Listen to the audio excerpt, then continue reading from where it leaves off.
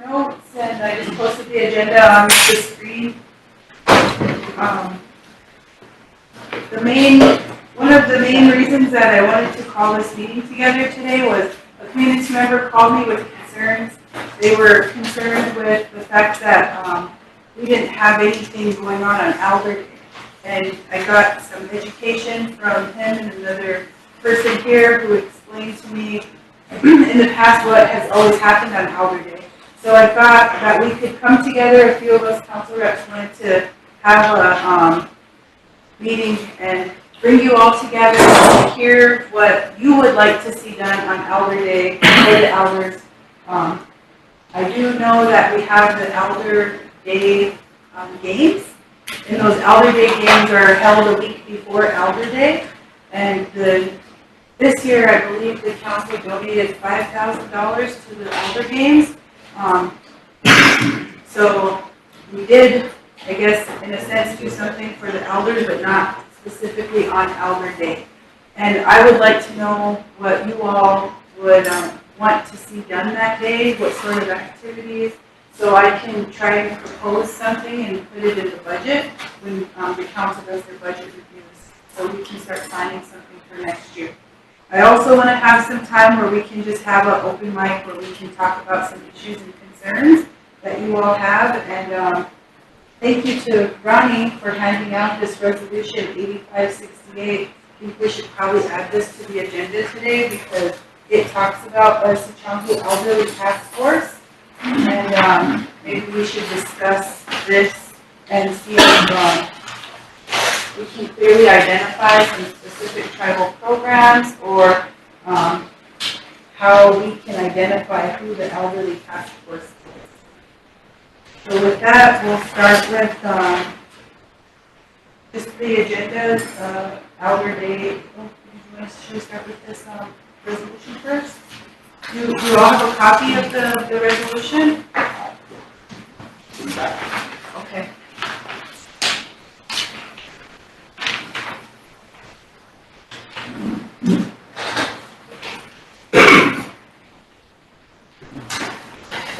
To take a note, I'll thank Linda for this.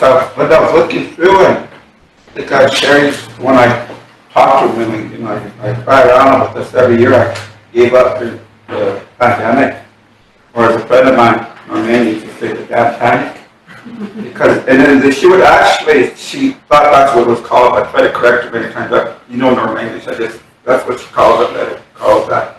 But, I just kind of gave up. Because we've been isolated, we've been we feel like we've been a lot of elders that talk, we've been shunned and set aside, ignored since the damn panic.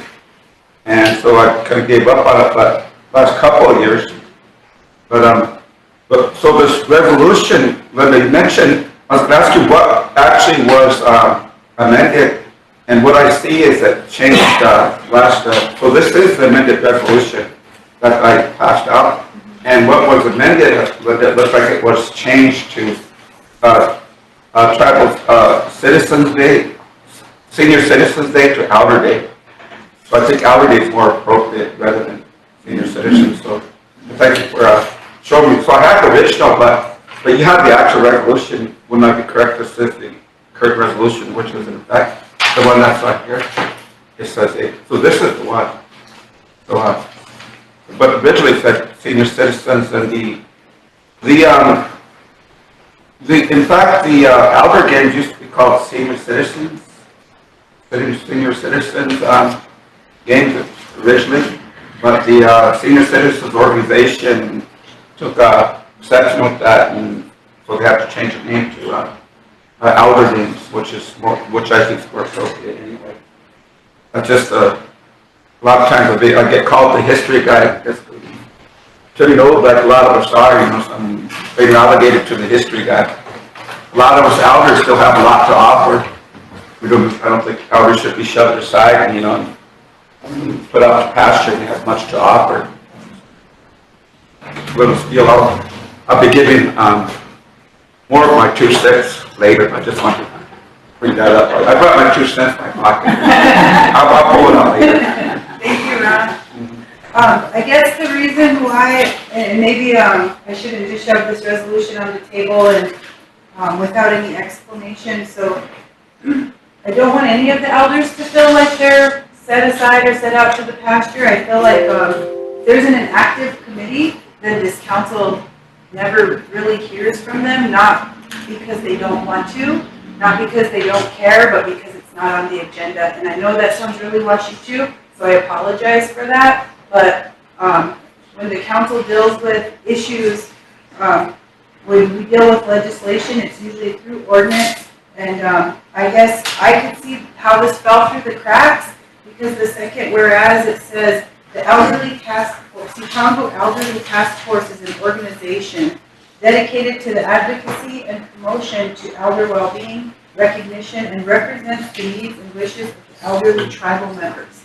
But it doesn't identify who sets that task force in place, if the council assigns them, if it's annual, if it's every 3 years, if there's a certain amount of seats. And I guess if you all would rather have me or us send this to our tribal attorney and bring it back to you to present, and then we could take it forward to council that way, so that way we can have more time for you to discuss your needs and concerns rather than deal with legislation, we can do that too. So just by show of hands, if you'd rather have me take this back to the attorney and bring it to you with a draft, then I can do that. Just show me if you're in favor of that. All right. If you'd rather deal with it today, right now, then raise your hand. Okay. Looks like we got a tie. Why make it so vicious, you know? Some people that want to come, they've seen it as and I talked to you, you corrected me, you know, because they were seeing it like this was a political deal.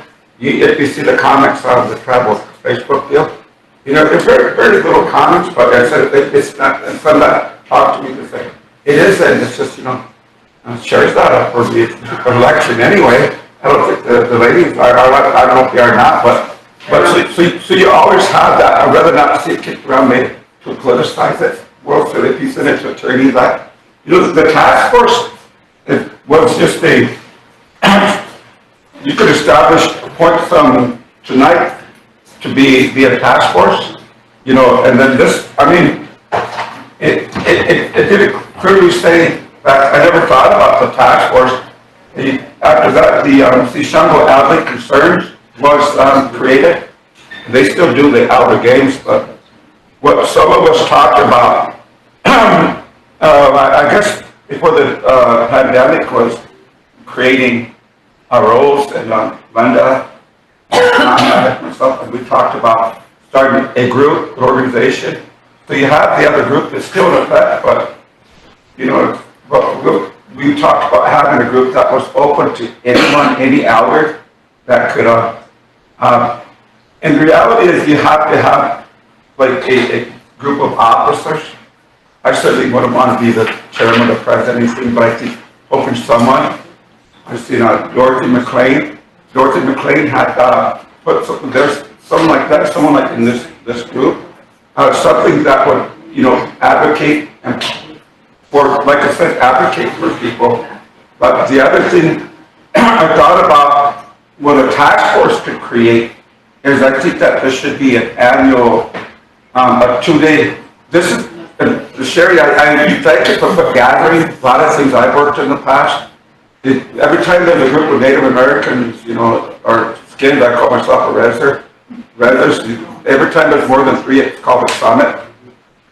I thought about having a couple of my relatives that are, you know, they like to party, like the first annual, maybe Oregon has the first annual Wino Summit, because, you know, there's more than 3 of us, you know, then it's a summit. But a gathering sounds so nice, but I would like to see a 2-day elder gathering once a year annually, where all programs, everything that anybody, including the Social Security Administration, a lot of us have been very, very worried, apprehensive myself too, I pay so much into my Medicare, you know, a good big chunk of my check goes into Medicare, and I don't get, isn't that a treaty obligation? You know, and if I want to, I get an exemption, but then I can't have more than 2 cars, and you know, I have to report every month. To me, that's having someone over your shoulder. I won't have the scrutiny of a foreign government. To me, the Social Security Administration, South Dakota, and the Hurons, they're foreigners, you know. So I'd rather just pay the 178. But there's so many questions. I think they should be here, the IHS should be here, and all the different programs that have anything to explain to the elders that get 2 days, have it for 2 days a day. And why should the elders have to go hand in hand to these different offices? Right now we feel we're shut out of them as it is, you know. We have to go to an act of Congress to get in our own buildings and stuff, in our own offices. But let the mountain come to the elders, a 2-day gathering. I'm rambling on, but you know, I know Linda was going to leave, so I was going to save to last. I want Linda to hear this, you know, because I think that her and Rose and others in here would be a driving force to a task force. Yeah, the formation of a task force on paying right here, Buddy, Conrad. You know, they have younger people that are here. I took in '92 when they got the picture. You know, they adopted me. I was just elected to council. I don't hardly talk about it anymore.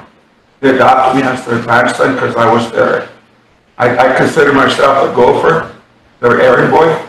But that's what they. I was young and I had the spirit. I had the drive. I don't have that anymore. I kind of feel I give it up on life almost, you know. But I still have some things to offer. But before I make my journey, about 4 or 5 years, because the ancestors already told me I need to make my journey in 4 or 5 years, the same time as my father. You know, I want to make sure that there's something. Finally, I've been trying around about this since 2012. You know, the same time he created our organization, offered roles to get people like the Cherry Todd. But it's taken that long, still nothing's happened. This is a historic day because it's the first time you have 3 council members setting up to the plate. Because Sherry, you said you would be doing what I did at that time. But the elders need the forefront of someone, and you guys have elected leadership, you can make it happen. You can create an organization, the task force that we created here, you can create an organization and fund it. And you know, just be the gopher I was without trying to control things, but you guys are the impetus for change. Everybody in this room is impetus for change. I got my 2 sticks back there, so I'm doing that now. But there's one more thing I want to do, especially the elders. You know, I have a little quiz for you on the last page of this. You know, and I put, you know, I see this picture. That's me when I used to be brown. I got vitiligo and I lost all my pigmentation. Turned into a white guy. At least I don't get pulled over anymore in border towns. I go to Valentine, won't pull me over in the winter. I used to be brown and with vitiligo, but so left to right. The lady, does anybody have their picture there? Does anybody who know who that? The first one to the left, the lady in the red. All these elders are in the spirit world. They're all in the spirit world now. Who's the lady to the far left?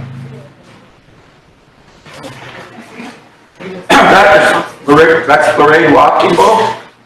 I'll just tell you, and the one next to her, the beautiful lady, the smaller lady in the blue, that's Edna Swifthock, my Ena mother. Beautiful Mercy Foreman, and the outstanding jacket there. And then you can't see her, but that's Rosie Blue Thunder, Rosie Stewart. The guy sitting down, we all pretty much remember Leo Chasen in Timber. And standing up, we have Jim standing there, appropriately because he's standing there, he's standing. And then you have the guy hit by the pool. I didn't really know he was the only one I didn't really know. And then behind him, you have Leo Running Horse, Willie Kendall. Look how young Willie is. And remember, this is 1992. And then you have Louis Beater Charge. Then you have me with Eagle Feather Big Tie, I was youngster then. And then Ate Earl Swifthock and kind of point. That's just a picture, you know. But this is a Ghost Hawk Park of '92. And the celebration kind of died out in about year 1999, 2000. But I think we could start by bringing the Albert Day back, you know, last Saturday, May. Have that mentioned, like have a picnic. We could have a picnic sometime for the elders, you know. Maybe each year could grow and we have that beautiful celebration last Saturday in May. One other thing too, 3 different years before the tribe had the meeting on the 3rd Saturday in May. Despite my coming on, that's 4, we could still come to the building here, not going to an act of Congress, you know. Then we would go, and I let them know, I said, you know, that's not Elder Day. I think so, the resolution, administration fell on deaf ears, you know, I was being bothersome. But I'm 67 now, so on a day like this, I think I've earned that right, you know. So I'm glad I'm doing it respectfully, you know, for all of us here. I'm gonna be quiet now. I think done at my 2 cents. Thank you, Ron.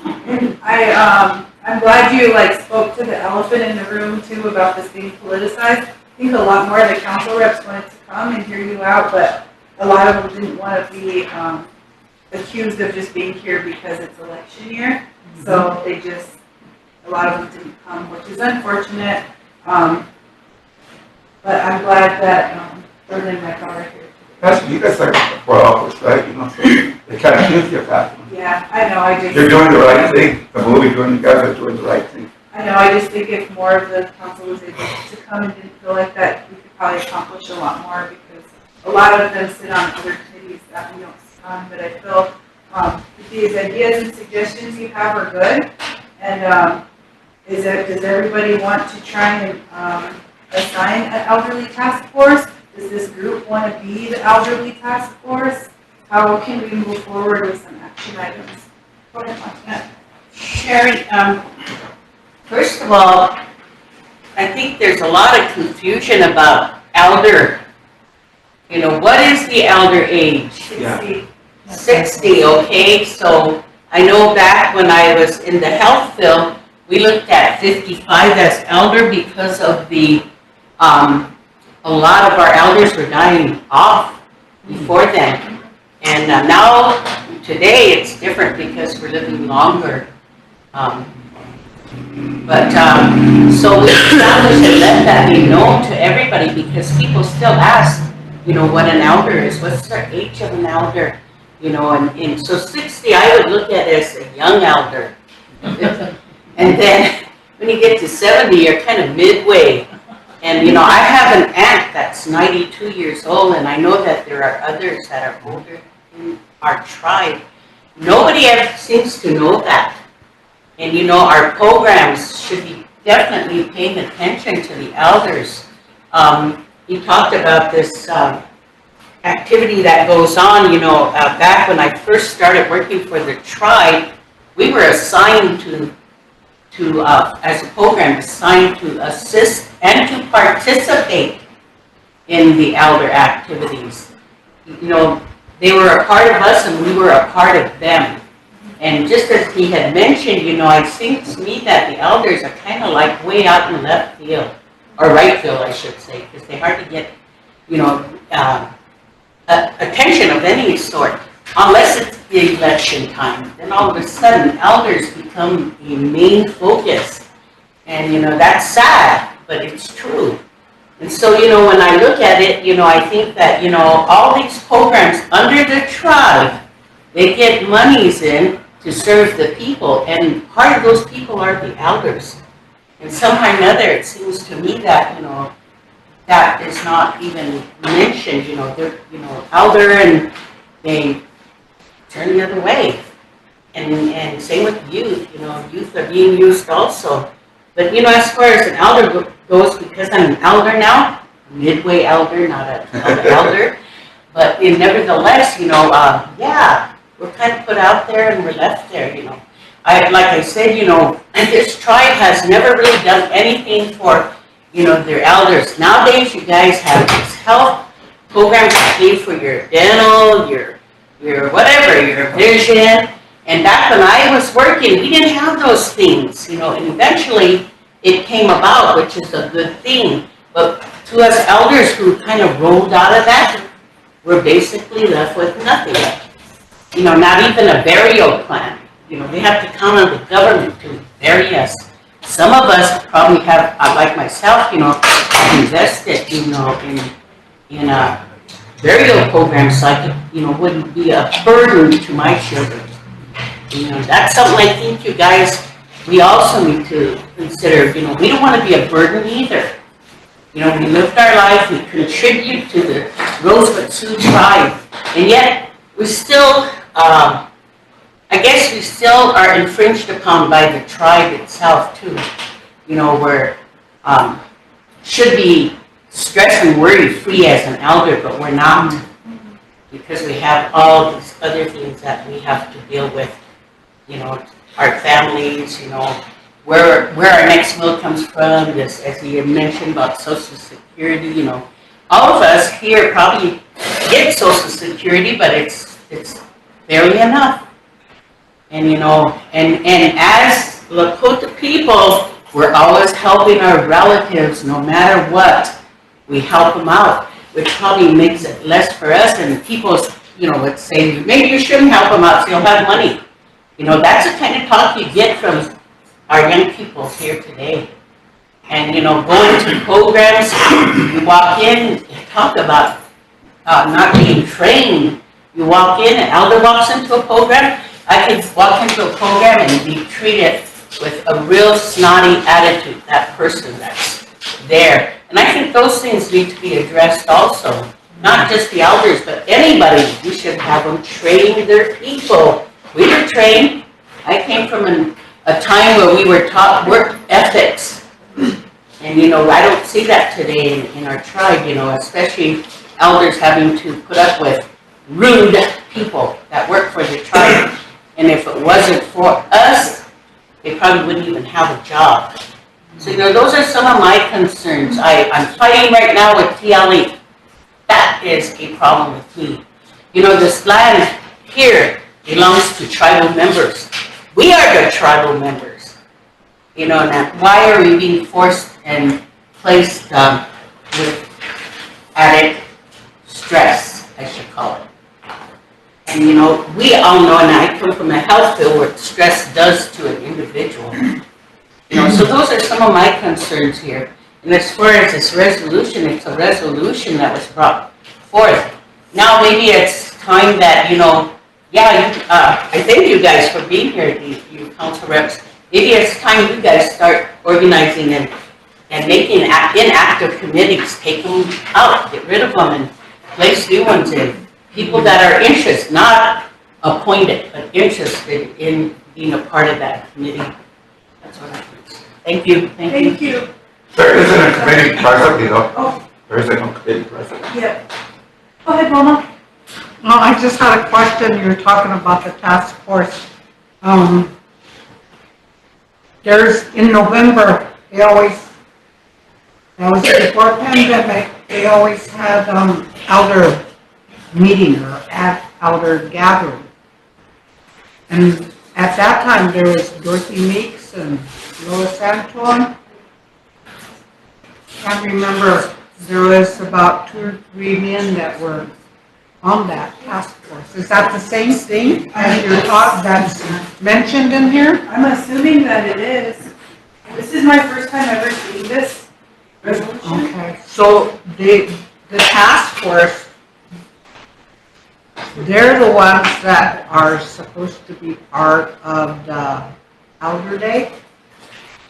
Is that, am I correct, or? I guess there's this elderly concerns committee, Yeah. and they used to be very, yeah, and they used to be very active, and they are in conjunction with the Elderly Nutrition, Elderly Affairs program. And Elderly Nutrition and Elderly Affairs were 2 separate programs, but now, I think a couple of years ago, they put Elderly Affairs under Elderly Nutrition. I don't know why. I don't know why that happened, but somewhere in that, the elderly concerns board became inactive, and that's what Pam Drew told me, visited with her last week. And back when they were active, they were hosting events. She mentioned Charlie Popcorn hosting and helping down at Ghost House to have it. So the task force is completely different from elderly concerns? I'm assuming that it is. I don't think that's, I think the Sishango Elder Task Force became Sishango Elder Concerns. Okay. And the people that really know the history about, they're no longer with us. Yeah. I was part of the group that, you know, I never mentioned anymore, but I was the council, so I tried to understand to be their, they want to be their liaison, but I said, I'll be your gopher, and I'll be your messenger. So I listened to them, but, you know, but you still have to see some without any concerns. They did, those they're really doing now is the elder games. And I mentioned that in my writing, you know, I mentioned that they're doing this, but I don't think they're doing it presently. The task force, I remember about Sherry, about Robert, you might have been on the council then, but there was a council member started some elder meetings, but it didn't really go nowhere. Conrad probably knows so much more of that, but I don't think there was ever a task force. I think there should be some group started. Rosebud Elderly Group, Reg, whoever shows up, be the regulars. Rosebud Elderly Society, or we could just meet monthly here. This could be the task force. Meet monthly.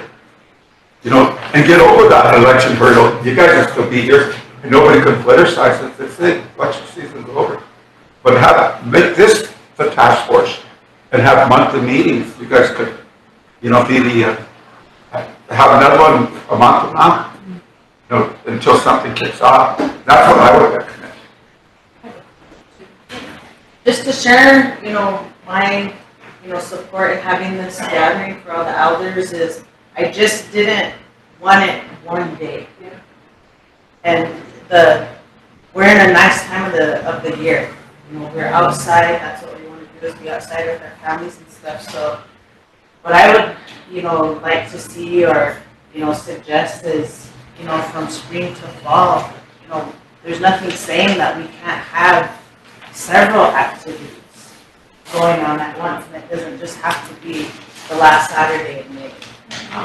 And from visiting with the other reps, you know, we've talked about having this meeting, you know, how often should we have this meeting of gathering together? Should it be formal or informal? You know, what are the pros and cons of that? So, but I think I'm glad that we're all here, and I'm glad that we can share ideas. I would like, because we have limited time here this evening, but I would like to walk away being able to say I supported you guys in something final after this meeting. And that this is what we're going to come back for the next meeting, you know, whatever that is. But just that's some of my thoughts and what I would like to see happen during the summer, and is we can have, what, you know, a lot of things going on. Powwows and support. So social gatherings, you know, elders with their grandkids, whatever it is. But that's what I would like to support you guys in.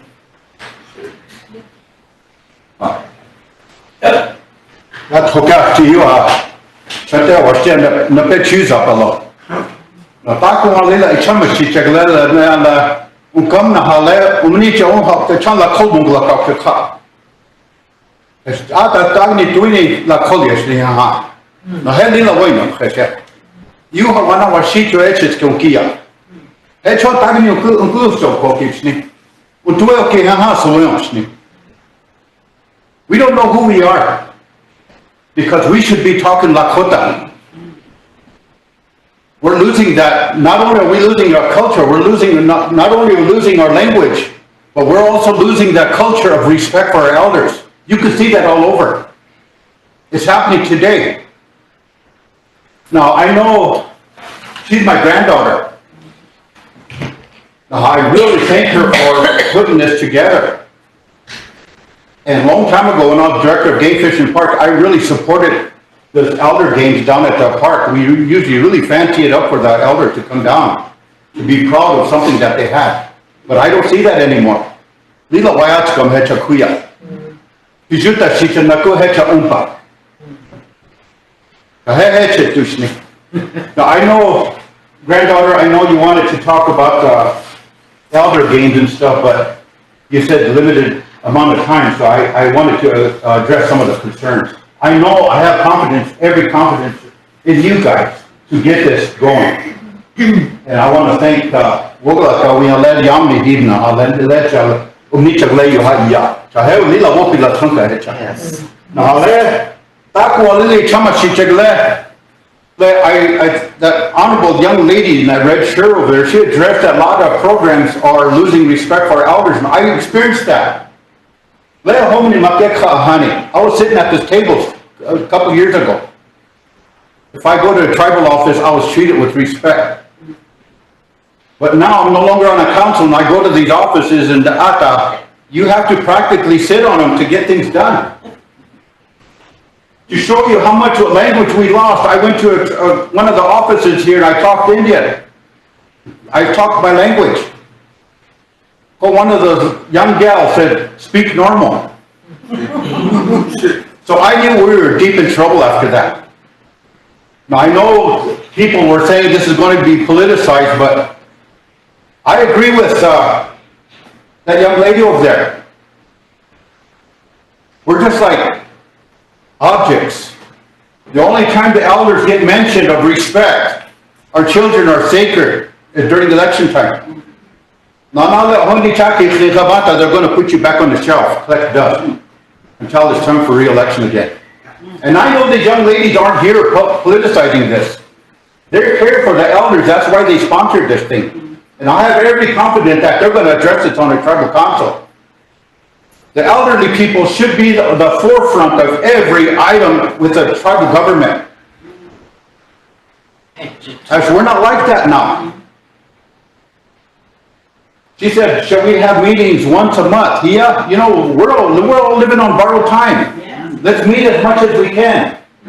You never know, 2 weeks from now I might not be here. I'll probably be pushing up daisies, Tokyo. Go shut up. But you know, we need to start thinking about that.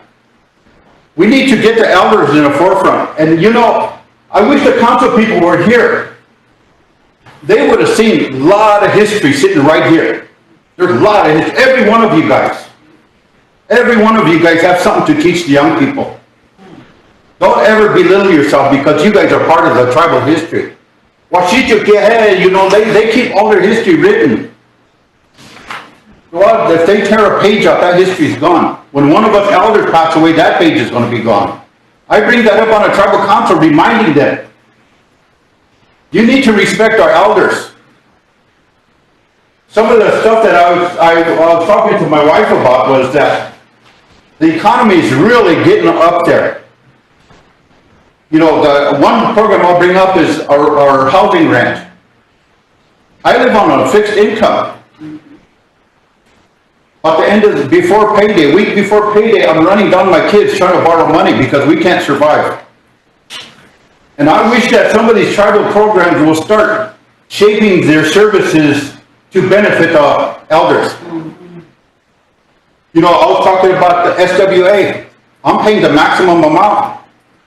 But that figure was used when the economy was 10 years ago, when gas was 50 cents a gallon.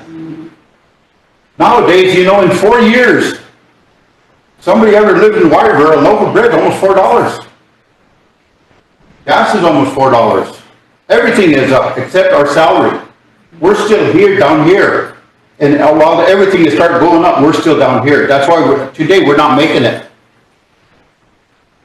So I think that tribal programs really need to start looking at the services that they're providing for the tribal members and start bending it to benefit the elderly people.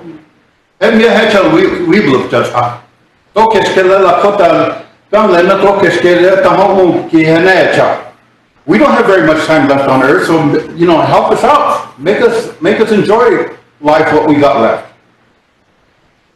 cái này cho họ, hết chỉ lúc trên sau lại ní cho họ tự kéo cho họ vậy, cái nó bự họ theo chứ, cho yêu họ là nó Apple of the Kanija, aku lấy cái we look cho mà ta lại, vô là we nó vô là we chắc nó ôi chắc cả pro, khơi chắc pháp nhau, cái này cho ilai bị chả nhé, cho ta cũng nói là nó mà ta ôi chắc cả pro. The let work we touch na work we lila ota hipsni. And not let home ni got the car. It's a taku itoshi chamenu has all the has comfort lock to how uch hipsni. Taku ko oichakya of heniu has all that chips the chaha hipsni. So ahead next granddaughter, I hope that next meeting, if you guys schedule one, I hope that I'd like to see a lot of concert people around this table. Some of them are hard to talk to. When you look like that, they say, oh, you don't travel. You don't become a globetrotter. You sit here to represent the people. You work hard for the people. Get things done for the people. As little you tak up chahan went to na that's not.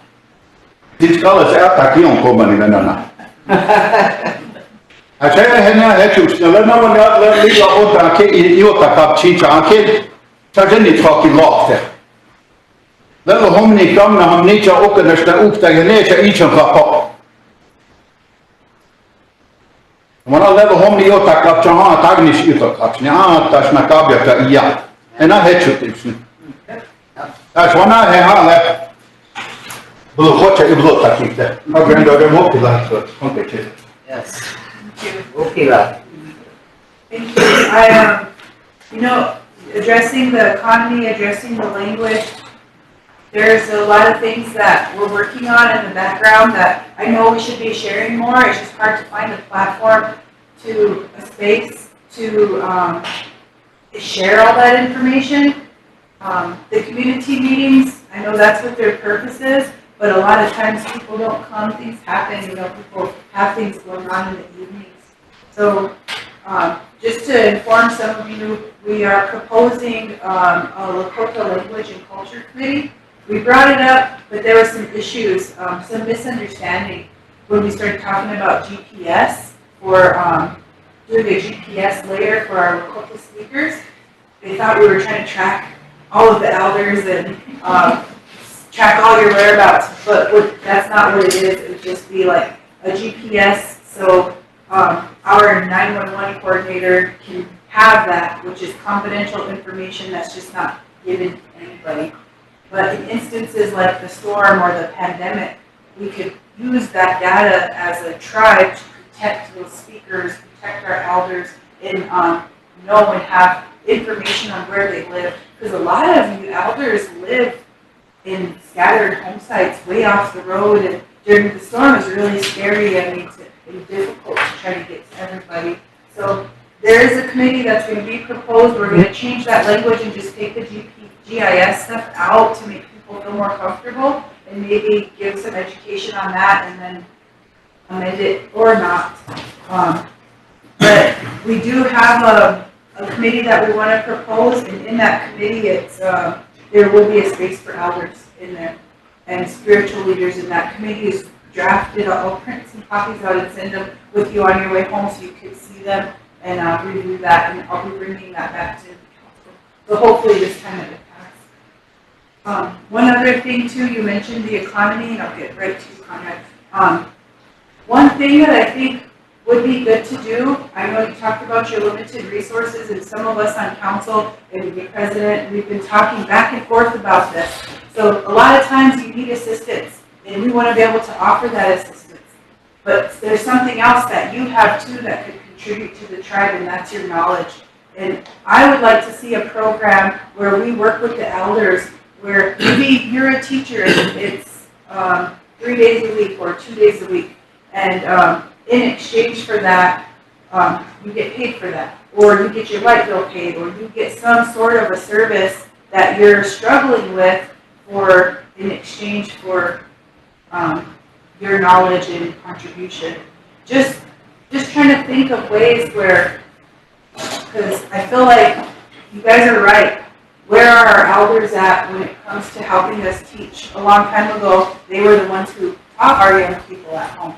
But now, there's no space for you. So how can we bring and create that space? So those are just things that I think we need to really start considering. There's a lot of men here tonight, and I'm glad. There's a lot of men here that could use your knowledge, that could use your guidance. And as for the women that are here too, the same thing. There's a lot of young women who could really utilize the things you have to offer. So I just wanted to share that. Go ahead, Conrad.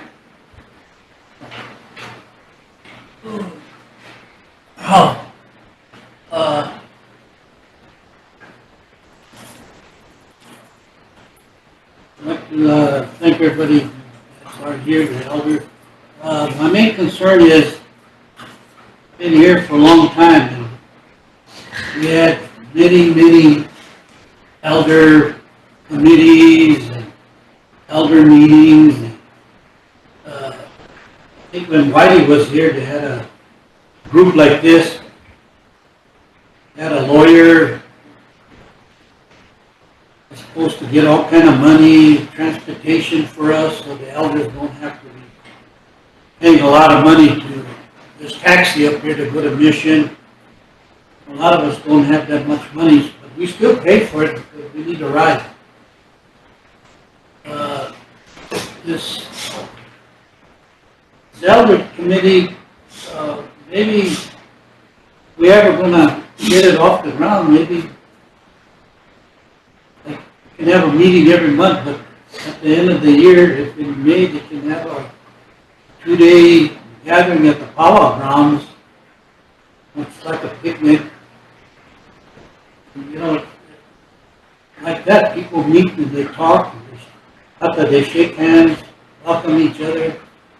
When I was a little kid, I used to go to our relatives' meetings, and you know, we're all happy to meet each other. So maybe gonna do it for like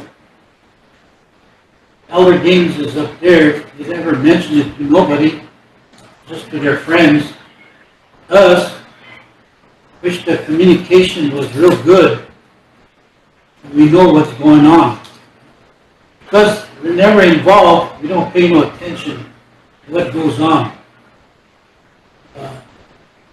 I hope you guys come up with a good solution, because we're older people and you know, we're not young, and you know, we don't pile up there, act like we're going to control everything. Yeah, I don't, you know, as long as somebody's doing it right, it makes me feel right. You know, I remember this winter, we had a hard winter. And I stayed by myself. You know, nobody ever came up there to say, "Oh, are you all right?" Or nobody ever gave a damn. I had snow piled up. I had to shovel it myself. You know, nobody even come out there to help me, or they even, you know, deliver food. Then the United States government said you can file something so you can get money back for, you know, buying food, transportation, gas. You know, the elders never got it. You know, we don't get nothing. You know, they just bypass us. Even the elder food up here. We got the elder program. Some of it is good. I ain't got anything against it. You know, they feed us food that I eat a little bit more here than I eat up there. They don't give you nothing. Home now, just give you coffee and tea. And most of it is not for elders anyway. Well, I don't know who eats that one. My rabbit part would be happy. No, just a lot of changes for the elders need to come about. I hope this committee agrees to help or to try. The council can, they used to have a liaison. You go to the guy who tries to help the elders. All that stuff is gone. I don't know where it went. It we go around saying, hey, who's gonna help the elders? Nobody. I hope you, find something for us. We feel safe. All I care, especially in the roads. Today they go 100 miles an hour going down the road. Also, I never traveled that fast. I used to. Not anymore. So there's a lot of things need to be corrected. If you don't correct it, things are going to end. Like I'm on a treaty council. And you got to remember this. This is very important to you elders today because about 12 years from now, this council might not even exist. Because Congress is going to yank that 34 Act. 100 years is coming down the road. We gave this tribe 100 years to get off the ground. Economically, build businesses, never did. Pocket all that money. So, pretty soon we're going to go back to the old ways, to the treaty ways. But all we're going to have is the 68 treaty. It's going to help us. Without that, this place will not exist at all. So, this 34 Wheeler-Howard Act is coming to an end. I just want to tell you that. Because, the reservation will still exist because of the 68 treaty. But I don't know about the money. Us elders got a lot to think about. You don't hear it, but these meetings are good because then you hear stuff that you never heard before. So anyway, thank you, Madam Chairman.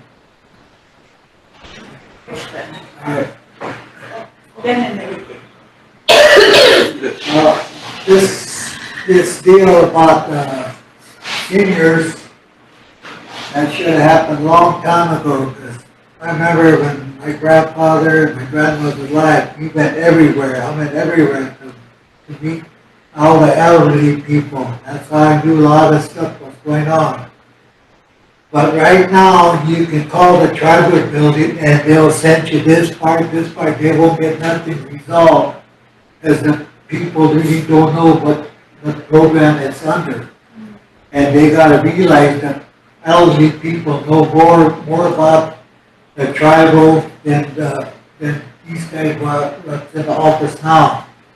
And we need to help each other. You guys say we're teaching. You need to teach everybody how to respect the elderly people. Some of the people don't respect the elderly people like they're supposed to. Some of them hollers at them, throw stuff at them. But you need to have people that respect them and show them how to get along with the elderly people.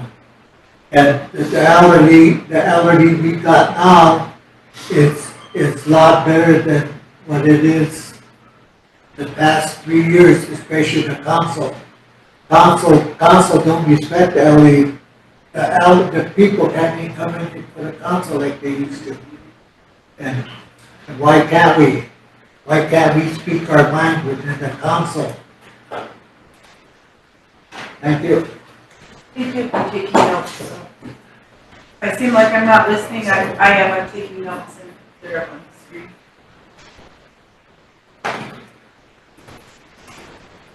Go ahead. Get on Zoom. I'd like to welcome everybody that took the time to come and be here tonight. It's really interesting discussion when you talk about the elders.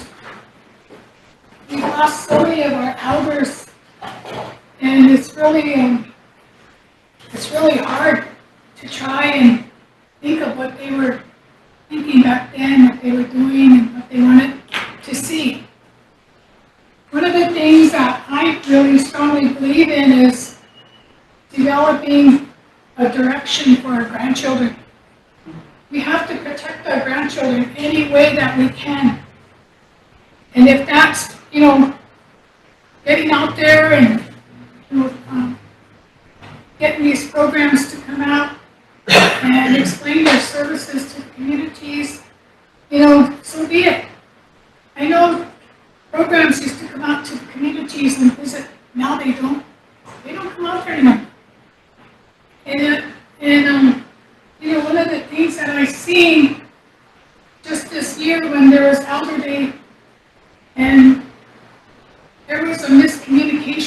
between the elderly task force and the tribe. Because they had theirs the third Saturday. And the Elder Day that's recognized by the Rosebud Sioux Tribe is the fourth Saturday. And I think the administration needs to develop an office that's going to sit down and work with all the elders, the youth. Because right now, there's a lot of PR out there. The youth days in July, but these programs that work with youth are out there, doing promotions. If you get on the tribe's website, you're going to see a lot of promotions where they're getting ready for Youth Day. And that Youth Day, to me, I think is politicized because it jumps from one office to another office to another office to another office. And I think in order to get out of that realm of politics, the administration should sit down and develop a program that's going to work with all this stuff, work with the elders, because I heard on the council where whoever is running the youth program will come in here and they will get thousands of dollars to get that going. What happened to the elders? What happened to these elderly programs that could have sat down with the elder task force and elderly concerns and sit down and work things out on a program? How are we going to do for elderly? We have a tribal director who sits on the elderly concerns, Schubert. I mean, why did he come to the tribe, talk to the administration? Because they sit in here every morning. Every morning they sit there and they talk. So, there could have been something in place to say, hey, we need thousands of dollars too to get this elderly activities going. And I believe it used to be for 2 days, right, Ron?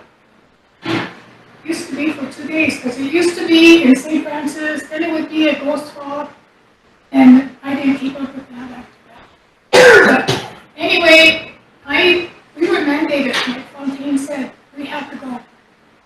And I went one time, and I'm glad I did because there's good memories. Back then, these, like Tom Walkenigo, I can see her face, but when they played the shinny games, they used to wear dresses, and they'd knot them up by their legs like that, and then boy, they out there playing. I mean, they had a lot of energy then. And then all of a sudden, they had a king and queen. I think, we remember those things that happened back then. They had a king and queen. And it was so interesting because, those that went, remember those good memories back then. And, there's a lot that can be done. There's a lot of things that are currently happening, like with the treaty. When this started, why can't, treaty come and work with the elders? Sit down, do a presentation. Get the elders informed, get their input. A lot of programs, sometimes programs will do that. Ask for elders with input. A lot of you remember Charlie Pop Upward? Boy, that guy was something else. But you know what? I worked with him, and he was a very interesting man. Very bullheaded, very bullheaded. But when you look at the National Elder Day, that's on August 21st. You look at Grandparents' Day, that's in September or October. September. But, they have all these national holidays. So if they can kind of put things together, something like that, and, not politicize it, but, develop a nice program. And, there's other things that can be done. Healthcare. Healthcare is really a priority out there. And, our elders can't get good health insurance. Some of our people can afford that Blue Cross Blue Shield if they're working. Now, why couldn't our tribe help the elder out with, that type of insurance? Blue Cross Blue Shield, not the one that the tribe is getting now, because the tribal health care, the plan that they're on right now, you pay, $148 a month, and if you utilize that plan, then that insurance company takes almost $160, and so they're out $20. So it's not really worth it. I mean, I see it because it's used on my plan. But that tribal health plan is not worth it to this tribe. It's not worth it to the tribal employee. The other one I really have an issue with is burial insurance. You know, I tried to get burial insurance for my mother, but the burial insurance is like she cannot afford it, and I know a lot of elders can't afford it because it's like almost $100 a month she would have to pay. And then, you know, you hear all the squabbling, I hate to say it, but you hear all the squabbling on council floor about the burial. BIA has a responsibility, but we as a tribe, if we're you know, sovereign, we're a sovereign nation, we should have that insurance program looking into this as a benefit to our tribal elders. There should be adequate burial insurance, there should be adequate health care insurance. If you look up there, you can find it. But you know, a lot of our elders really deserve that. Because you work, and when you get this insurance, it only goes up to what, the age of 65, 72 or something like that, and then it cuts you off. So then you're on your own. But yeah, you know, those things need to be explored. The other thing I really think is important too is the enrollment. You know, the Constitution, and I know this is a controversial subject, but the Constitution provides it enrollment of lineal descent. But you know, with that, there's a lot of people that are waiting to be enrolled. But rather than have one individual say, no, we're not going to enroll them, you know, take that back up to the people. Take that back to the people for a vote. Let them decide, because they've already decided to do lineal. But if it's not going to work, take it back to the people so they can vote on it. And you know, there's some other issues out there that involve enrollment, where you have dads out there that will not sign paternity papers, so it's affecting that child. But all our young people deserve to have their benefits as well. The other is the language. You know, in the community effort, when I was community chairman, we took this back to our community and we would start working with our kids. We had reading classes, and they would read. They would get up on a microphone, because you know, you get a kid on a microphone, boy, they sure like to hear their voice. So you know, with that, you know, we used to have reading on Wednesday nights, and boy, they sure like that. And when this one little girl, she was talking, but she stumbled, and she didn't want to say anything because they started laughing. So I told them, I said, you know, don't laugh. Because when you're up here and something happens, happens to you and you don't know what that word is, do you want them to laugh at you? And they said no. So anyway, they all went up and they helped her. And you know, that really surprised me. They all came and helped her to read that story. And then we start getting into the language. We start using little words at a time. And so, you know, that was really a start for us. But then, of course, you know, what do you call it? My term ended. It didn't continue on. But I encourage those kids to keep it up. You know, get on the internet. There's things in there that you can look up and you can read. So, you know, it takes a community effort. And it's going to be a challenge to get the community back together to try and get these going for our kids, because, you know, a community raises the kids out there. And right now there's so much turmoil out there. And it's going to be a struggle. but it's gonna be a good challenge to try and get our communities back. And that's, with the drugs and with the violence, kids are afraid, elders are afraid. And it's really hard to see all these things happening. And your children, your grandchildren see that, they're exposed to all that. So how do you deal with that? How do you deal with the exposure? They think it's okay because nothing's being done? No, we need to start working with our children. Communities need to come back together and say, hey, that wasn't right. This is what needs to happen. But, there's a lot of work out there, and with the elders, there's a lot of our elders that do get abused. Kids are selling drugs out of their house. Kids are using drugs. People are coming, they come to my mom's house. That really gets me upset. And I call the police department. Sometimes at 911 doesn't answer. I say, hey, you guys, when I finally get through, I say, hey, these guys are doing drugs. Come out here and do police patrol. You think that happens? No. So anyway, I have someone watching my mom's house. The drugs are rampant out there. And it needs to start from the top. Start from the council. Because you hear a lot of gossip out there. Council people selling drugs, being the third party. Administration selling drugs, being the third party. Police department officers selling drugs, being the third party. We don't need to hear that anymore. And there's a lot of things that are not being properly addressed. And so Rose and I, were talking about all the issues out there. We had our first meeting on Boyate for Justice last week. We had some people attend, but it needs to continue on. And there's a lot of things that this council wants.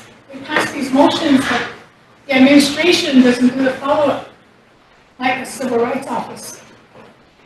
And a lot of those issues affect us as elders. So that Civil Rights Office should have been in place a long time ago. Some of these problems that are happening out there could have been taken care of. Women being strangled, women being beaten up, the drugs that are happening. And my grandson showed me a TikTok where this little kid got into somebody's drugs and he was laying there just all over. And when I see that, it really hit me because what if that happened to my grandkids? Get into drugs and lay there like that. You see, things are happening out in the world out there that is unimaginable. But anyway, so, there needs to be some follow-up on these motions that council does make. And that Civil Rights Office is one of the main ones that needs to be addressed. And so anyway, I hope what we're doing is going to make an impact on that by getting this Civil Rights Office formed so people will have a place to go. But I really feel that the administration needs to form a department that's going to address Elderly Day, Youth Day, even with the Grandparents' Day. Get on the KINI or Koya and wish all the grandparents, do a PSA. Wish them all, a good grandparent day and, stop in the tribal building and pick up a cupcake or something. Those things can happen. Stop in for coffee. And this office, this meeting room here needs to be opened up. It's just like the BIA. The BIA still has their doors closed. I was trying to get in there, I said, what? But anyway, this facility needs to be opened up. And I was really shocked when I was told that I could not come in the tribal building because my mother and I were invited to address the council on an issue that she had. We did. We left. I came to work the following week. I was told I wasn't allowed in the tribal building. The reason that was given to me was that because the council met and I harassed the council, I had harassed council by bug council or something like that. I did not do that. I explained to the tribal president, we were invited. Nobody told him we were invited, but nobody objected when I came with my mother to speak on her behalf. That's when it should. President Herman didn't know we were invited. They could have objected to us speaking, but none of that happened. But anyway, we were able to address our concern, but yeah, I was told I was not allowed in the tribal building because of that. And I think that is wrong. And, you know, there's tribal members that can come in and express their concerns. People were always allowed to come in here and talk. And there should be a general membership meeting where people can come in, stand there, get the mic, address your concern. Someone sit down with them, talk to them, help them, give them a direction, take them to where they need to go get some help. Simple. And, you know, I guess I'm talking too much again, but all in all, you know, with healthcare, it's really a hardship on our people because when they get transported out of here, when they go to Sioux Falls, summer's coming up, motel rates are going to be high. You know, they can't afford that. It's really difficult. We tried to work on something like that, but, you know, it seems like I brought it to the health board. Nobody seems to be interested. You know, these people ran for office. They need to take an interest in the needs that are out there. And, you know, make accommodations a little bit better. Our healthcare, our hospital, the tribe won that lawsuit. Okay, so hey, let's sit down. Last time I talked to the chairwoman of the health board, there was supposed to be a forum.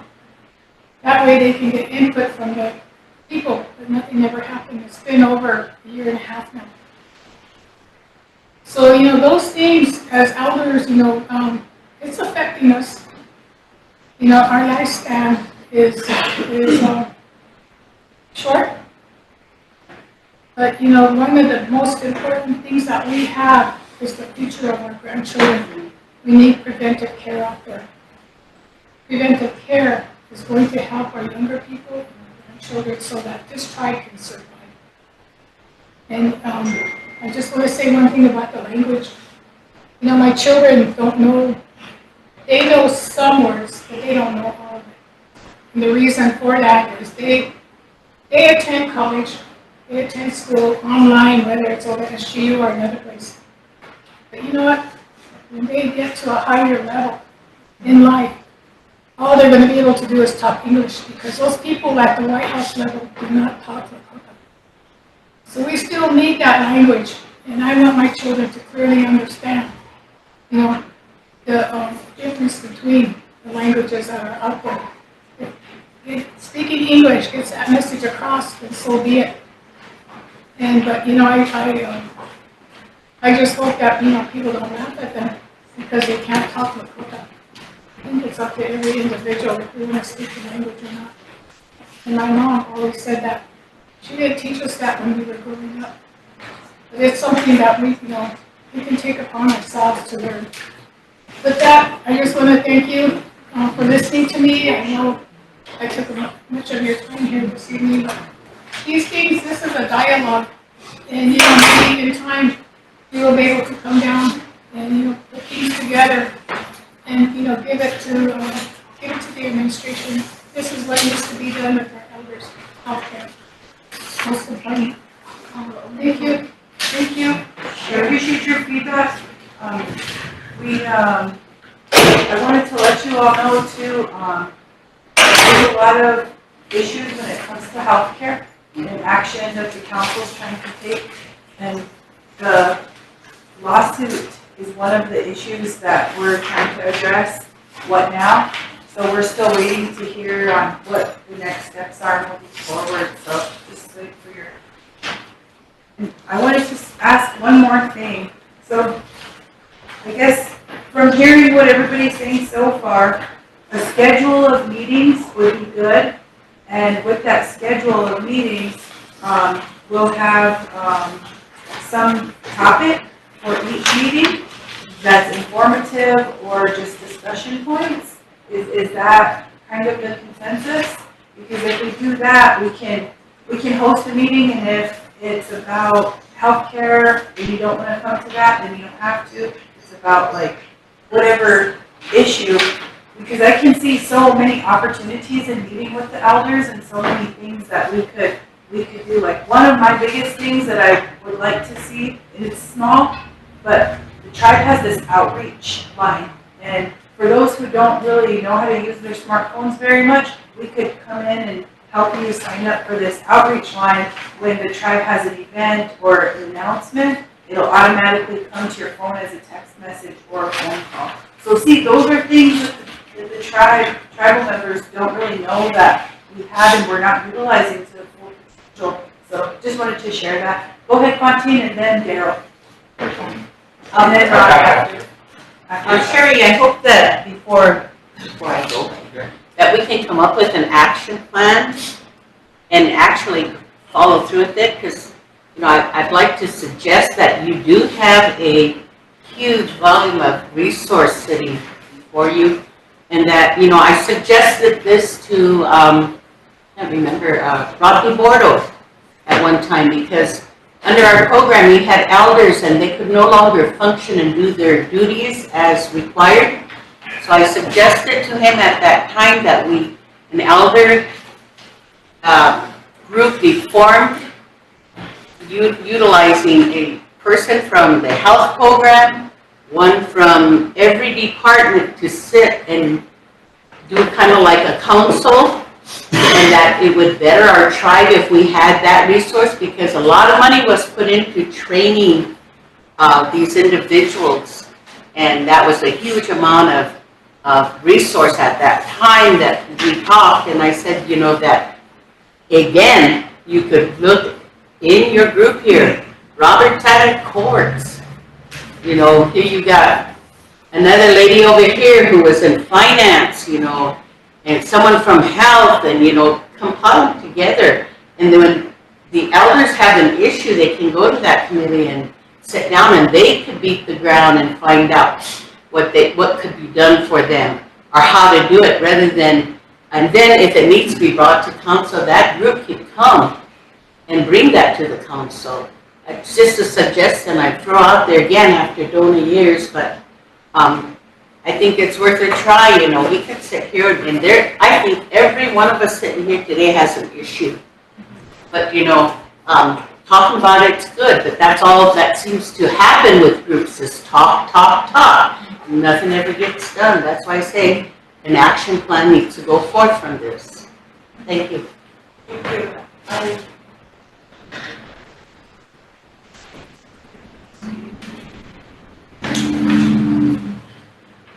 Go ahead, Derek.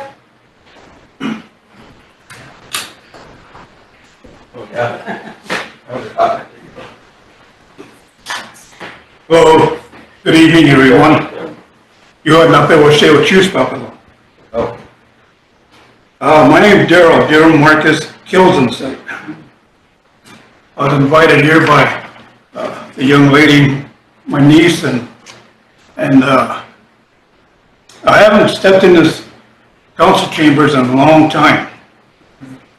Forgive me, about February, I was helping some people by Farm Lee, and they had a flat, and they had a handyman jack, and I was helping out, and then there was a whole handyman jack, and I was helping, it slipped, hit me in the mouth, knocked my teeth out. I never been knocked out in my life. I tell you what, the handyman was really working to knock me out. But all I heard was bzzz, that was about it. But anyway, talking about that insurance, I have insurance, and I'm gonna get implants, but I believe the insurance, it'll be pretty a great thing for us, everybody that's an elder, and everything that's mentioned here tonight. I just wanted to come in here and say I support everybody. I want to walk with you and pray with you and whatever that takes to be in this tribal council chambers to address the administration and the staff, I think it's time I put my foot up and put my feather up to it. But, I wanted to tell you something. I'm 65, I guess maybe I'm the youngest 65-year-old in here. But, see that painting with the Indian with the flag there? That was in the old Red Log building. My grandpa George J. Kilton's site. They appointed him tribal chairman at one time. And I remember that. And I don't know if that's the same buffalo head there that time, but there was a giant buffalo head there. But I wanted to tell you, I'm really honored. Those 3 paintings right there, Talbot County, St. Francis, and White River, I did those. And I donated to the council chamber and to the children. So I wanted to say thank you for inviting me. But I wanted to say I don't see nothing for the veterans either. I'm a veteran, and it really hurts me that there's nothing in place for us. And we don't name buildings, we don't name anything for some really important elders that helped the tribe out. We don't have nothing. We don't even have a brand new tribal building. When I was on the council here, I made a motion for $12 million. And the BIA was gonna half it, $6 million, and us $6 million, make a $12 million tribal building on a hill. Never happened. But I have a lot more to say. I mean, you just opened up a can of worms.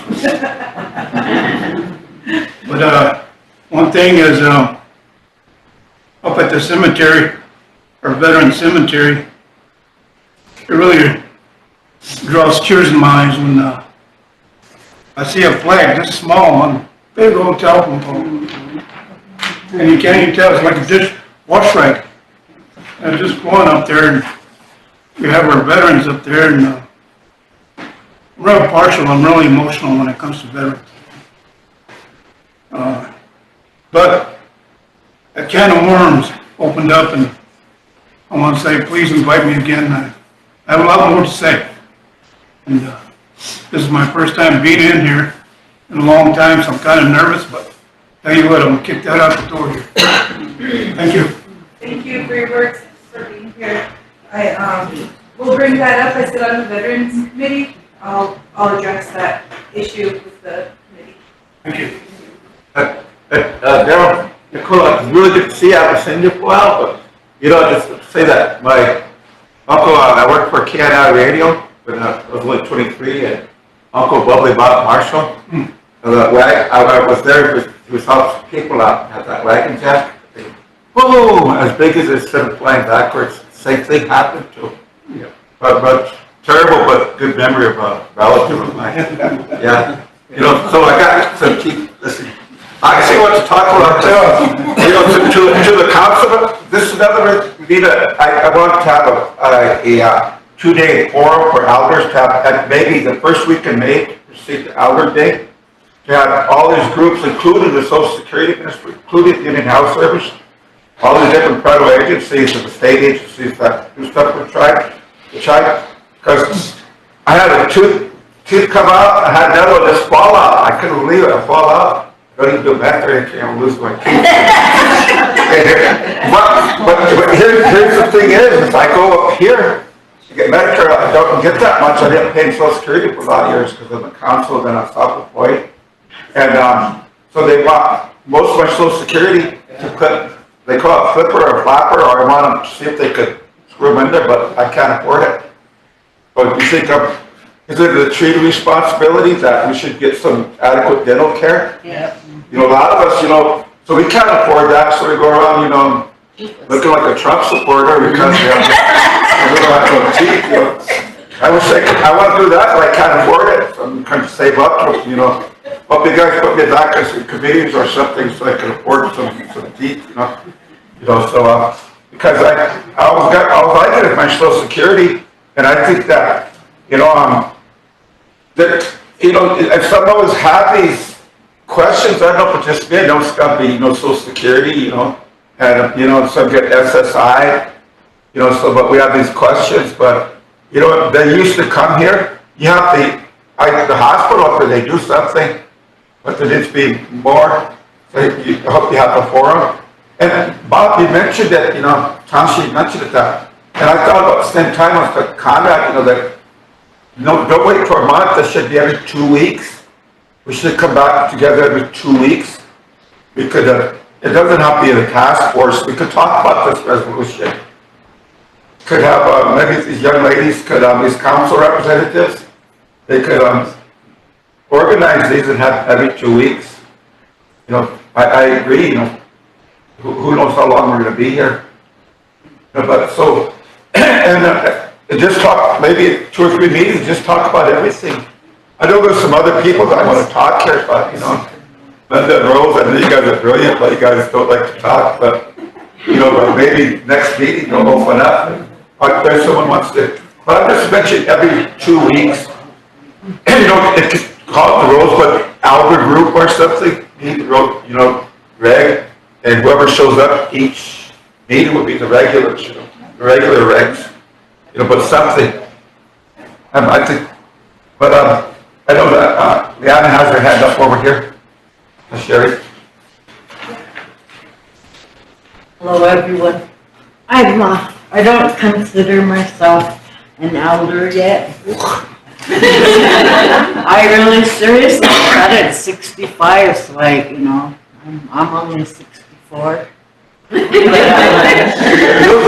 there's some people that are nice to me and open the door and treat me like an elderly, so I accept it. But my thing about how often that you want to meet, I think it should go by task. How long is it going to take council to even look at this resolution again? What are we asking? Recognize it, bring it back. What? Too soon. Yeah, so 2 weeks. I don't think it. That's a historical document. You want to mess with it. Task. You want a task force? You're talking about we're digging 6 feet and we're bringing that dirt out.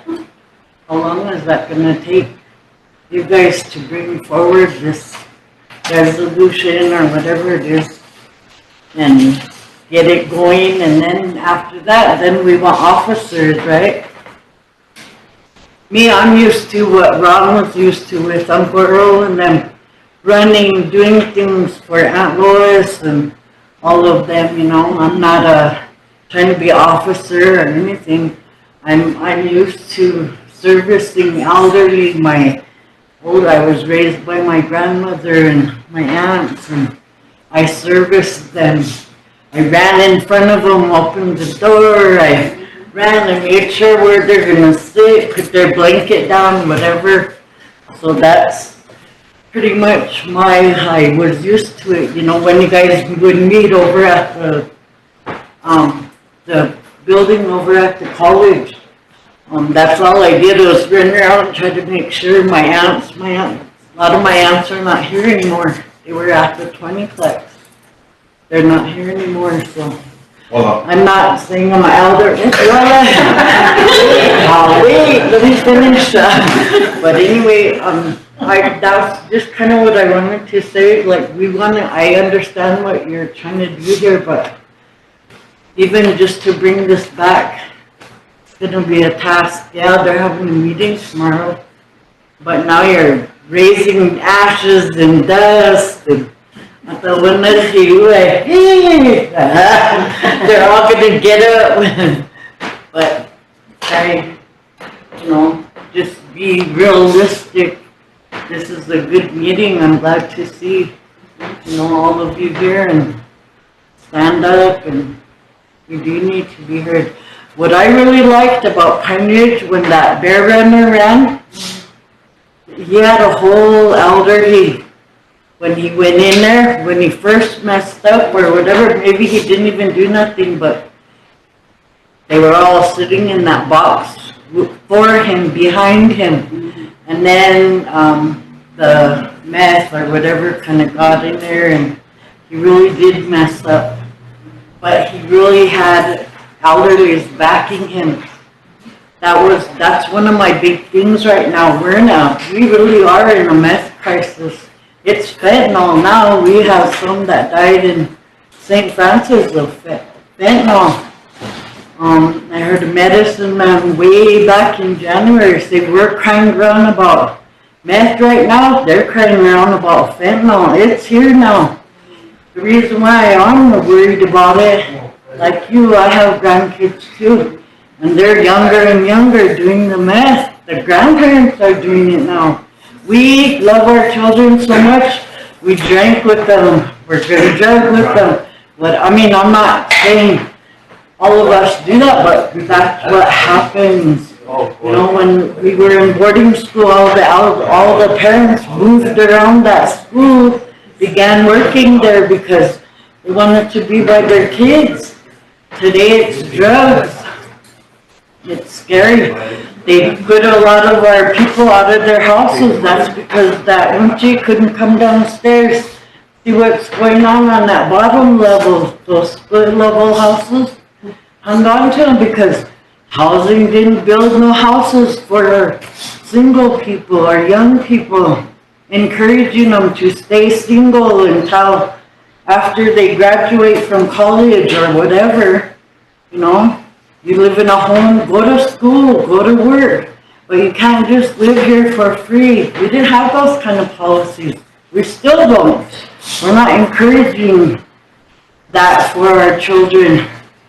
So I've gone through the prison when that prosecutor or that whatever was sending our people out of here like right and left for any little thing.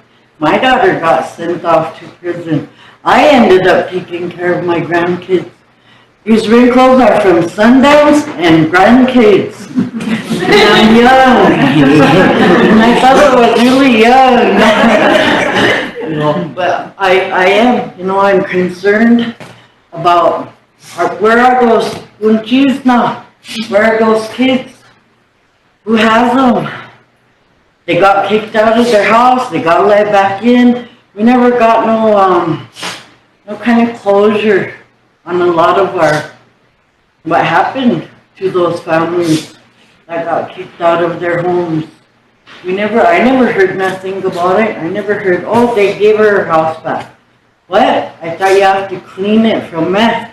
They cleaned this, found meth, pedigree, cocaine. They went through this building even and found all that in here. So, and I never heard nothing no more about the houses. There's still how many houses right here in Rosebud boarded up? No, and then we get COVID. We didn't have community meetings. We never heard from our representatives. Never had no kind of anything. I'm just like, wow, I'm glad the elderlies. Let's go, elderlies. I'm young, I'll help you, I'll hold that sign. Whatever I have to do, but I'm getting there too, so. There's just something, because we're talking about, remember I talked about something we started, what we need, sure, it's the Elder Day, Elder Day, the only thing we get for Elder Day is, means we lose out on our elder bill. On Friday, we don't get the elder bill, but, so we get the Friday bill that day, that elder, because that Friday is a holiday, Saturday, so you don't get the elder bill.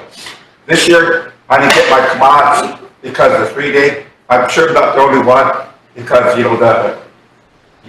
days for inventory.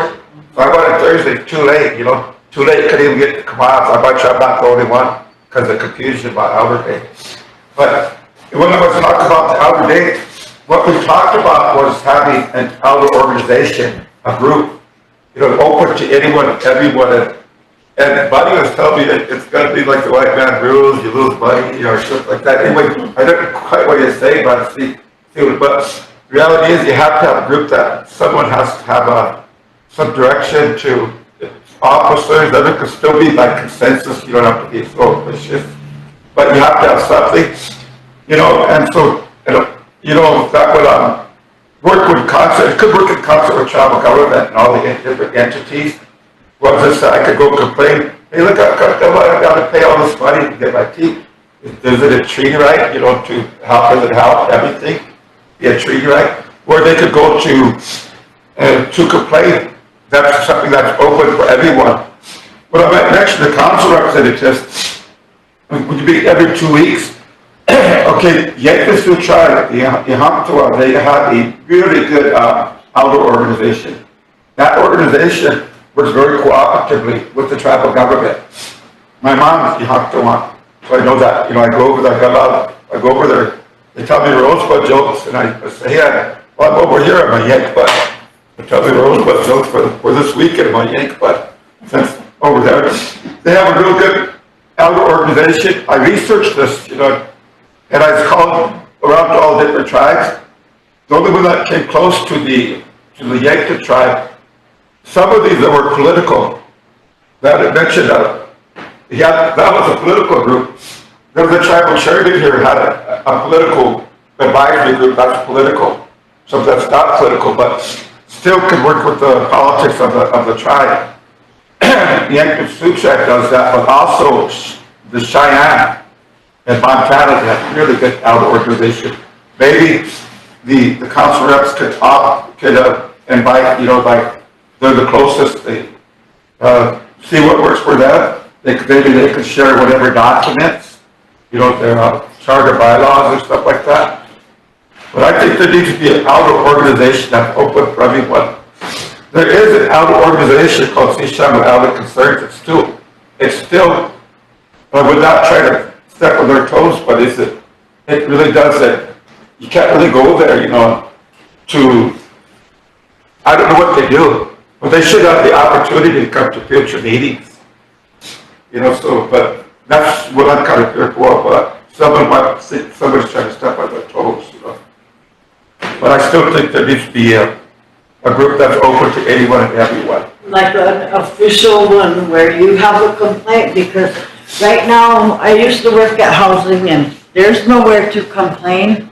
We thought it was annual meeting, okay? I still worked at housing, and then that's when I realized, hey, I'm on the wrong side. We, the people, need to be able to approach, be able to complain. I sat on a committee, somebody complained, I didn't care for how it was handled. No longer on that committee. The people have nowhere to complain. They have no one to go to. What you all shared about experience and, some of you know the process because of trial and error. That's the whole point. If we become, or you become an official, even if it's just to, I need to know what the process is. Because like you said, we go to these offices and they're rude to us. They're mean. Not even to us, our kids. They don't realize they have a job. They have a job because of these numbers, because of each one of us are worth money to the United States government, to probably BIA, We all have a dollar sign on us, we just don't know how much. But we're all worth money as tribal members. When we come to these offices, they're rude to us or they don't know. Why are you gonna have somebody answering your phones and she don't know what you're doing for today? I could imagine, I just told Ron, when they called down there to say, hey, we seen a poster, it said they're gonna have an elderly gathering. I bet you anybody in there didn't even know. Oh, I don't know, I guess. It says 5:30. I leave at 5.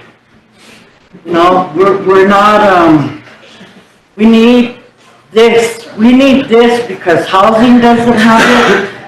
I don't know any program that has where they can go and complain. Who is going to listen to you? Council, they don't answer their phones. We're not allowed in this building. And I'm just talking as a 64-year-old gonna be elder. I have problems too. But I mean, I'm just saying, if you guys do this, and whoever, I remember somebody saying even have a medicine man here, you know, spiritual, whatever, even a pastor or something, because talking is healing. If I can get everything off my chest, like we all should do, whoa, heck, maybe I might wake up with a black hair instead of a white hair. I'm talking about it being healing, to be able to get it off your chest, to cry. You know, just sitting here talking. Daryl wanted, you know, he got emotional. Conrad's like 12 years that they could take our whole thing from us. No, I've heard him say this. I was on treaty trying to help them to reorganize and tell them each one of those men know what they're doing. Health, child and family, education. They all know what they're doing. They all have their special interests. They don't have a place on this council. Uncle Archie used to come in and sit here and demand to be noticed or heard. You know, that's how you guys need to be too, you know. That elderly, we need to, this task force,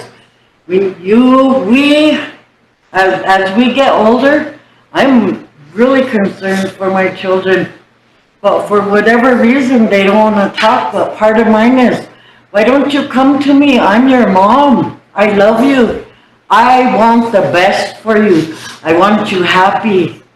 If I have to take you to treatment, I'll be glad to. If I have to take you to jail, I'll go with you.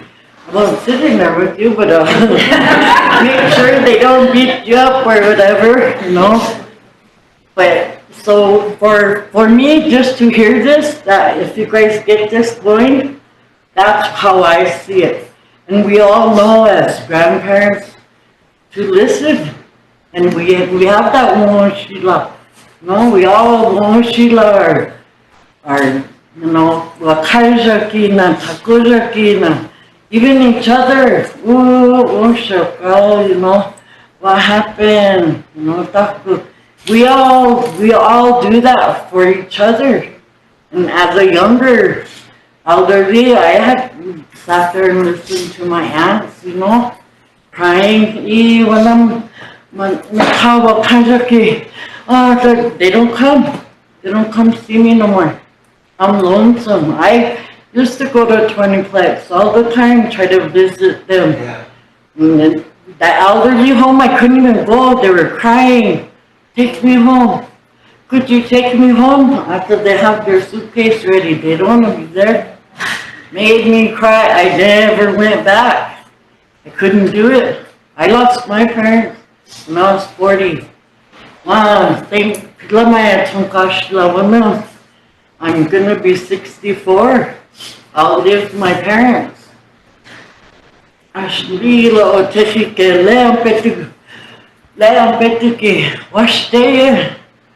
Even with the alcohol and the drugs, you know, there's a lot of you. You guys are strong. That's why we're here. So it really, I'm getting emotional. Makes me feel good, you know, that you guys want to do this. And I'll do whatever, you know, because just to be a part of it and help you. But thank you. Thank you. And I gotta get home. My husband got off work and I didn't even feed him. I'm just kidding.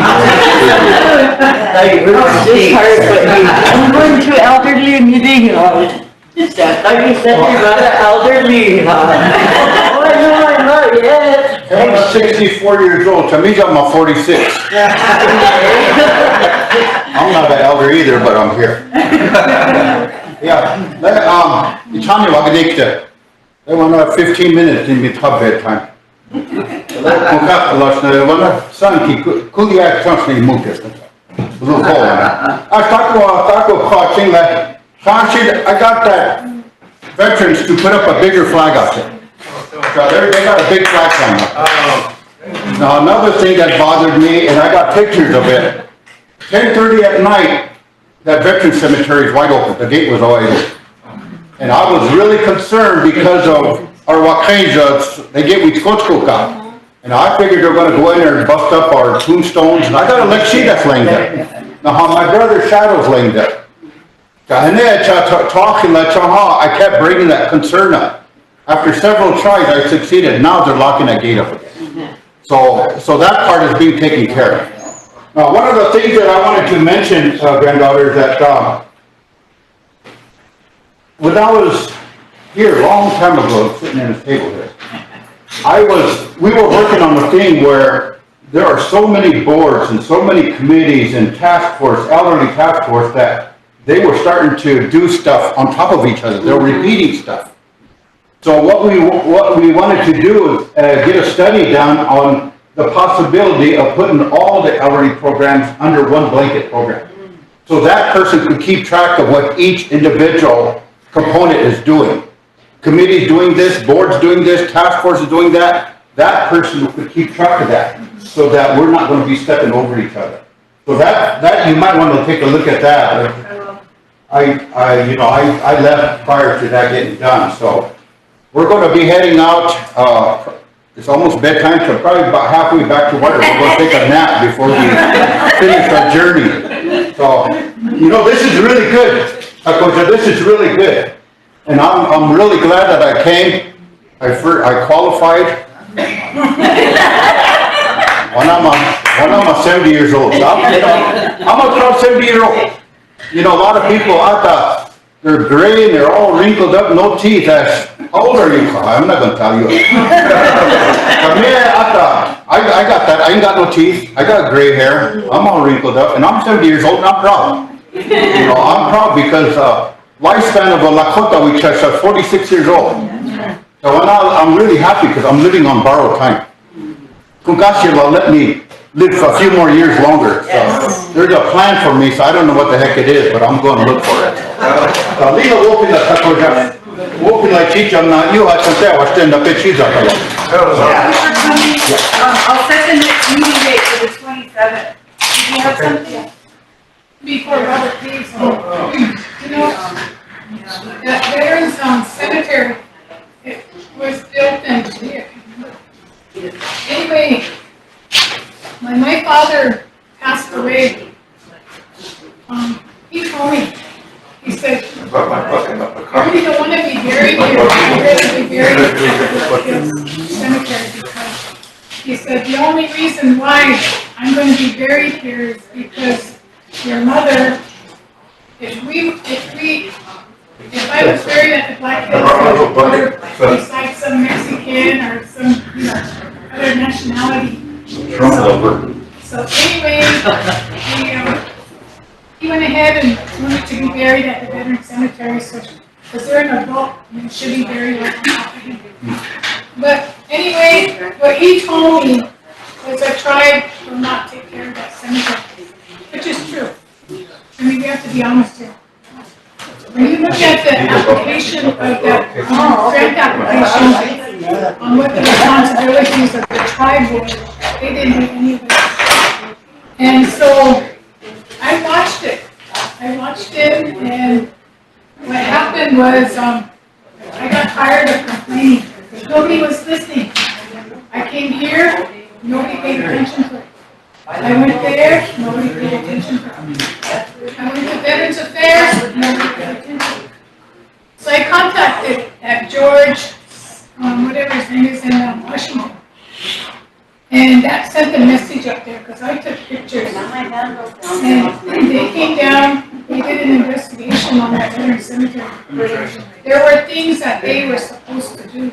And anyway, I guess, I was really disappointed because what, they were supposed to do wasn't fulfilled by the veterans program. Several people complained about it. And so, you know, the water system, that goes up, the first year goes up. And, you know, the grass itself is just very grassy. It's not treated grass. Now, there's no landscaping. Nobody has any landscaping skills. So the people that they hired there, they should have went through all this training in order to do that. For one toilet, cost $2,000. And for the flagpole, they have to hire someone out of Rapid City to come down and to repair that flagpole so they can put a bigger flag up. Now, how much money does that cost? If you go around in that assembly area, you'll see nothing but black worms coming out of there in the spring and summertime. A lot of black worms. The reason why I reported it was because of the prairie dogs. It was a prairie dog where the traditional burial was. The traditional burials where they're putting in those pine boxes, and then they're lowered down. There's 4 sections of that veteran cemetery. And so, anyway, they clean the prairie dogs up. But then, it's not as perfect as Black Hill Cemetery. I'll take you some. Yeah, and but why is it that those graves are so close together like this? It should be separated where riding mower can go in between them. And you can see the lineup. Right now, they're all like this. And so, you know, I don't know what they were thinking when they hired the contractors, but somebody should have been overseeing that whole project. And you know, it's kind of disrespectful because that's their final resting place, but yet they're not properly being taken care of. And so, you know, I guess the other thing too is that we during Memorial Day we had a dinner up there, and we invited Mr. Bordeaux at that time. We got a big memorial wreath. We put my family donated the memorial wreath. So on Memorial Day, we went up there. It was really a nice ceremony. Bobby laid down the memorial wreath for all veterans, all the veterans. And Chauncey Legion Post came. Chauncey Legion Post, I have the most highest respect for them. Because when we asked Sioux lawyers, they were going out of town. They had other things to do. But Chauncey Legion Post makes time for them. So they came, we did a nice ceremony. Linda really hustled around. We had a nice dinner. We had people that came. And, you know, we even had the communities all in Dakota. So we had that out there. We did that 3 years in a row. We put the memorial wreath up for 3 years in a row. I didn't put it out the fourth year because I expected the veterans program to do that. We also did, during the winter time, we also did memorial wreaths for wreaths across America. We donated, first year my family donated. Second year we hustled around.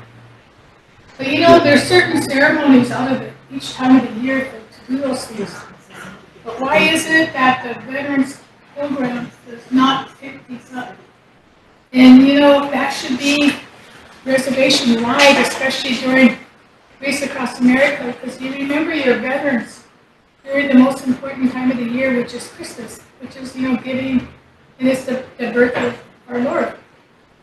And you know, giving back, and you know, we did that, and we had some extra money, so we went up to Corn Creek and Black Pipe and made wreaths over there. Again, we had Chauncey Legion that came out, and they came and they helped us. But when you ask the Sioux lawyers, you get resistance. I don't know if things have changed with them or they get money from the tribe.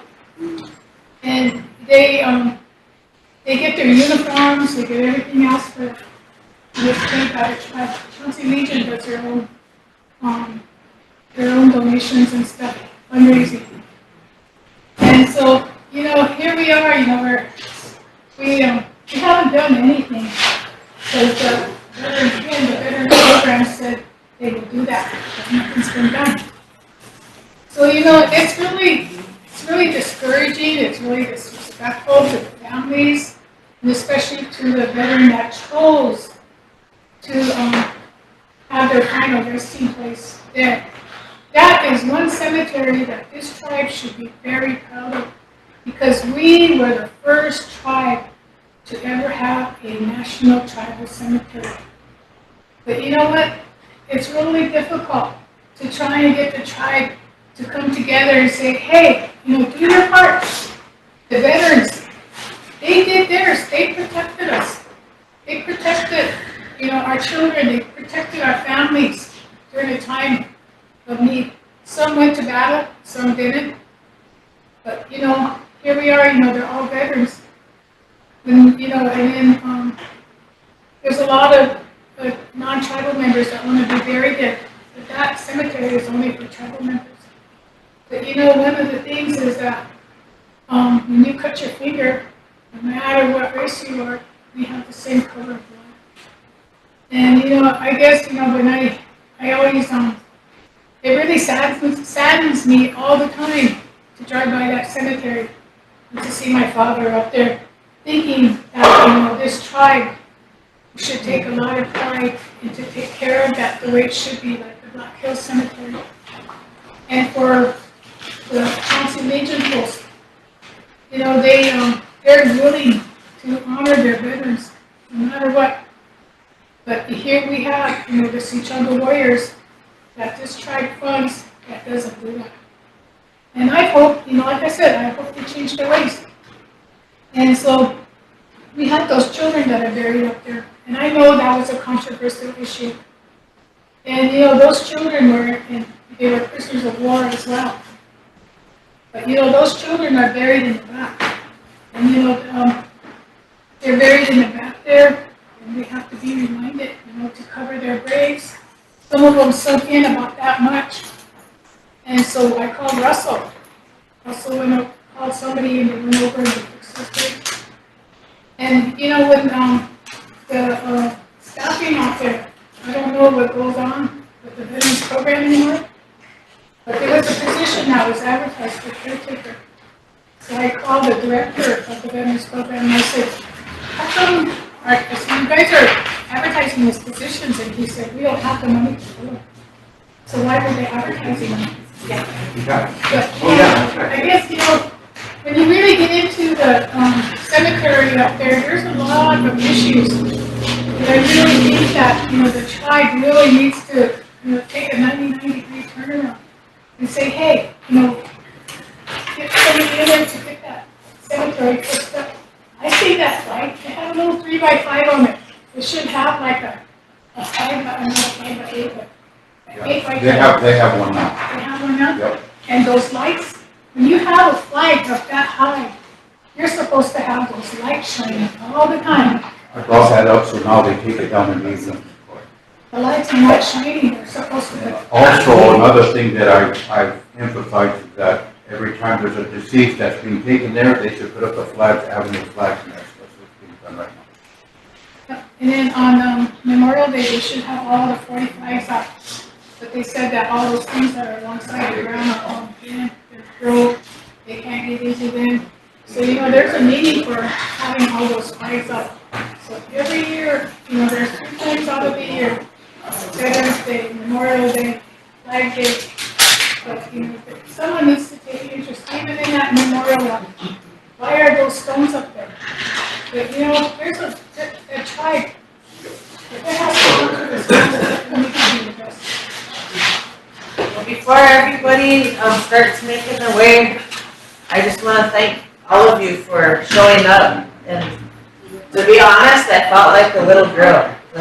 All the elders sitting here, being able to listen to you guys and stuff. It reminded me of being with my grandmother and grandfather and stuff, so I thank you for giving me that. But, I would like to ask Fontaine if you could, say a prayer for before we all the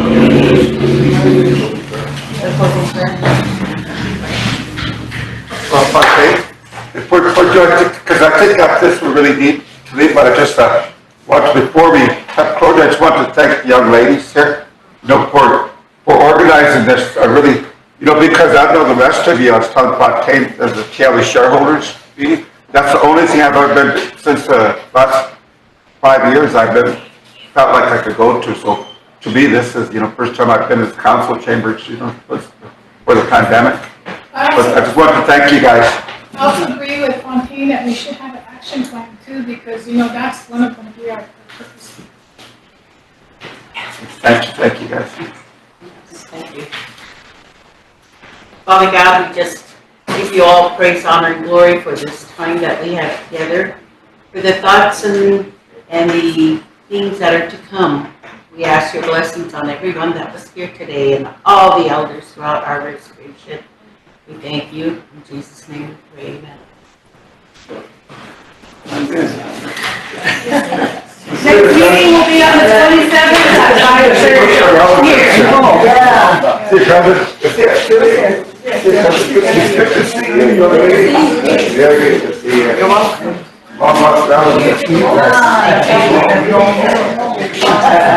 What's your mom? Where's your mom? Home.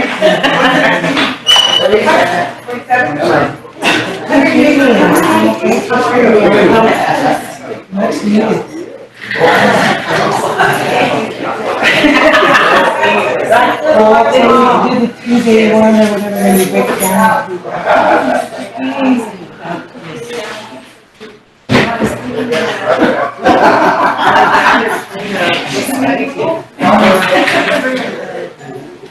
guys